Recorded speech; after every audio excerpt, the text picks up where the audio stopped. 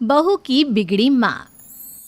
अब मेरी बेटी का घर है, मतलब मेरा ही घर है ना।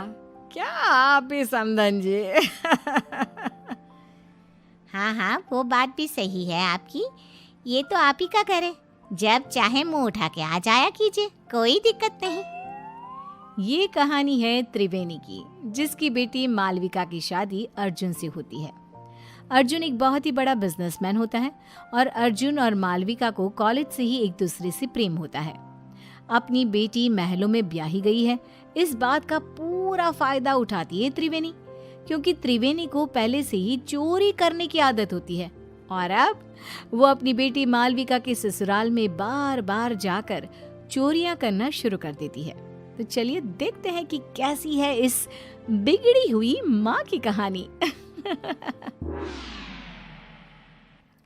मम्मी, सासू माँ, ये लीजिए नाश्ता। माँ, ये बिस्किट्स आप मत खाइए, ये शुगर फ्री बिस्किट्स सासू माँ के लिए हैं, इन्होंने खास विदेश से मंगवाए हैं। अरे रहने दो मालविका बहू, पूनम रायचंद का दिल बहुत बड़ा है।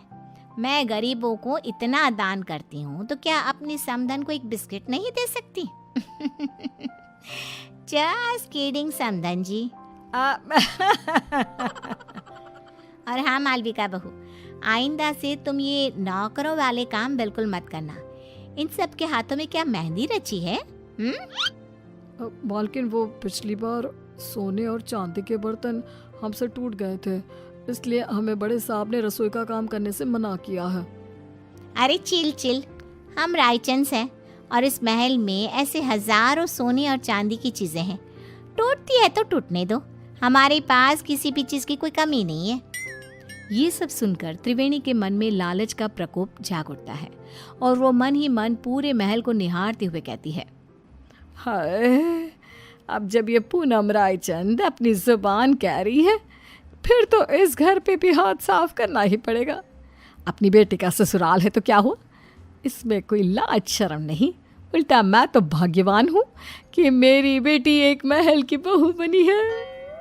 त्रिवेणी अब रायचंद मैंशन में रोजाना आना शुरू करती है और वो चुपके से पूनम के कमरे में घुसकर उसकी अलमारी से उसकी साड़ियाँ और गहने चुराती है और अपने बैग में लेकर पीछे के गेट से रफू चक्कर हो जाती है। पूनम जब हॉल में आती है तभी, अरे मालविका बहू, समधन जी कहाँ चली गई? अभी तो यहीं थी। सासू माँ, वो मम्मी को ना आज मंदिर जाना था, आज कोई बड़ी पूजा है वहाँ, इसलिए वो चली गई। पूनम जब अपनी साड़ियाँ और गहने गायब दिखती है तो, ओफो, लगता है फिर से मैं अपनी साड़ियाँ और गहने कहीं रख कर भूल गई। लगता है लॉन्ड्री में गई है साड़ियाँ और गहनों को पॉलिशिंग के लिए दिया होगा। पूनम को भूलने और लापरवाही की आदत थी और कोई भी चीज़ यहाँ से वहाँ हो जाए तो वो उसका कसूर अपनी लापरवाही पर थोप देती, जो कि सच नहीं था। ये बस पूनम के मन का भ्रम था।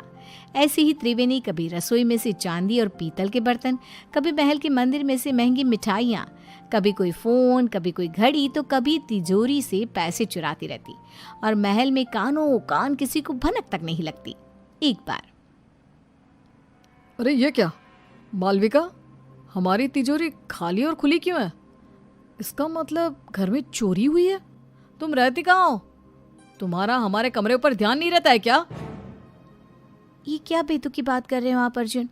मैं इस घर की बहू हूँ और मेरे कंधों पर दुनिया भर की जिम्मेदारियाँ रहती हैं।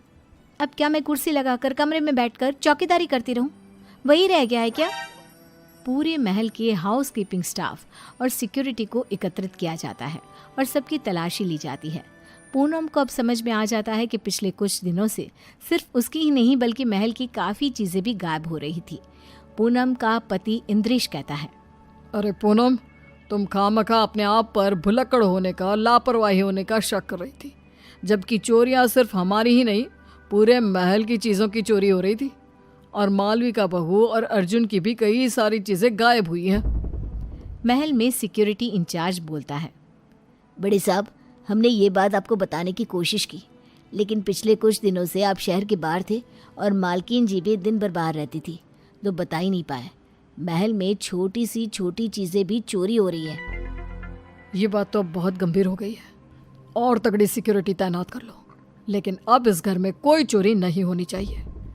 तभी वहां पे त्रिवेणी आ जाती है। क्या हुआ दामाद जी, और आप सब इतने चिंतित और परेशान से क्यों नजर आ रहे हो? कोई समस्या आन पड़ी है क्या? हाय हाय। अर्जुन त्रिवेणी को आए दिन होने वाली चोरियों के बारे में बताता है और त्रिवेणी थोड़ी सी घबरा भी जाती है। अरे बाप रे बाप, इतनी बड़ी बात! आम सी बात है, हमारे गली मोहल्लों में ना इतनी सारी चोरियां होती है, तो फिर ये तो एक राजमहल ठहरा। चिंता मत कीजिए आप सब, कड़ी सिक्योरिटी कर दीजिए। मतलब क्या, चोर और चौकन्ना हो जाएगा और कम चोरी करेगा। क्या मतलब है आपका समधन जी? हाय हाय, अरे गधेड़ी बेवकूफ त्रिवेणी, ये क्या बोल रही हो? बैल मुझे मार जैसी समस्या खड़ी मत कर त्रिवेणी। समधन जी, किस सोच में डूब गई आप? अब कुछ भी तो नहीं समधन जी, समधी जी, मैं तो बस ये कह रही हूँ कि आप अपना सारा सामान सहज के छुपा के रखिए, इसमें भलाई होगी आपकी। पूनम को त्रिवेणी के इस व्यवहार पर थोड़ा सा शक आ जाता है। त्रिवेणी अब से रायचंद मैंशन में आना जाना कम कर देती है अपने घर में। बस अब अपना अगले कुछ दिनों तक का स्टॉक तो मैं भर लाई हूँ। अब वहाँ रायचंद मैंशन में मामला काफ़ी गर्म है। जब तक वो ठंडा नहीं हो जाता, मैं वहाँ तीज त्योहारों में ही आया जाया करूँगी, क्योंकि अगर मैं वहाँ गई तो चाहे मैं एक चम्मच ही क्यों ना लूँ, उसे भी चोरी करने से अपने आप को रोक नहीं पाऊंगी। क्या करूँ, आदत से मजबूर जो हूँ। और बेवकूफ रायचंद, उन्हें तो पता भी नहीं कि आस्तीन का सांप रोज उनके घर में आकर चोरी करके जाता है। बेचारे जितने माला माल हुए उतने ही कंगाल भी हो गए। महल में एक नौकर पूनम के पास जाकर उससे कहता है, मालकिन, मुझे ना आपको एक बात बतानी है। वो दरअसल छोटी मालकिन की मम्मी यानी कि त्रिवेणी जी को मैंने अपनी आंखों से चोरी करते हुए देखा था। क्या तुम घन चक्कर हो क्या?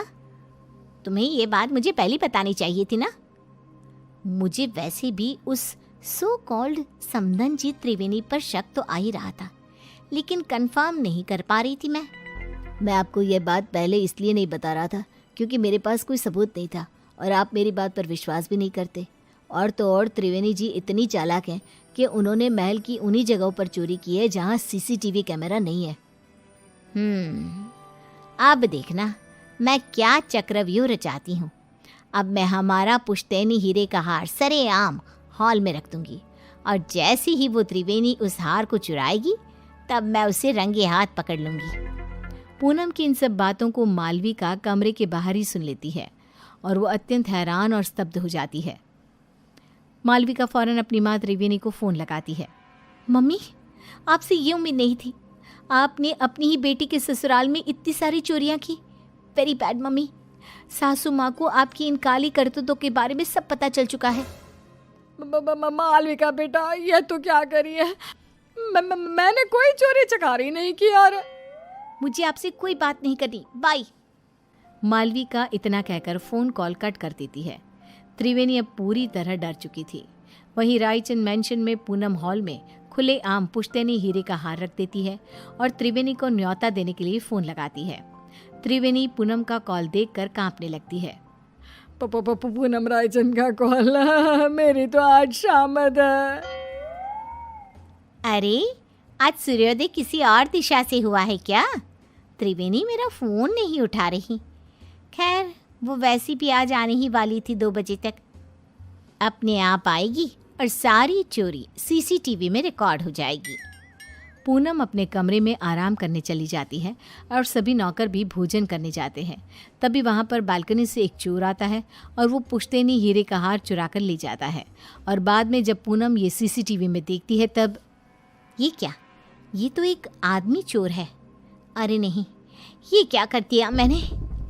तभी पूनम का फ़ोन बजता है और उसे एक वीडियो मैसेज आता है जिसमें त्रिवेणी का वीडियो होता है। क्यों समधन जी, आपको क्या लगा आप मुझे पकड़ लोगी? लेकिन मैं तो चली 7 समंदर पार। अब आप मुझे कभी पकड़ नहीं पाओगी। मेरी मालविका का ख्याल रखना और अपने सामान का भी। त्रिवेणी, तुम्हारी इतनी हिम्मत! पूनम गुस्से में फ़ोन पटक देती है और वहाँ त्रिवेणी एरोप्लेन में उड़कर सारा चुराया हुआ सामान लेकर रफू चक्कर हो जाती है।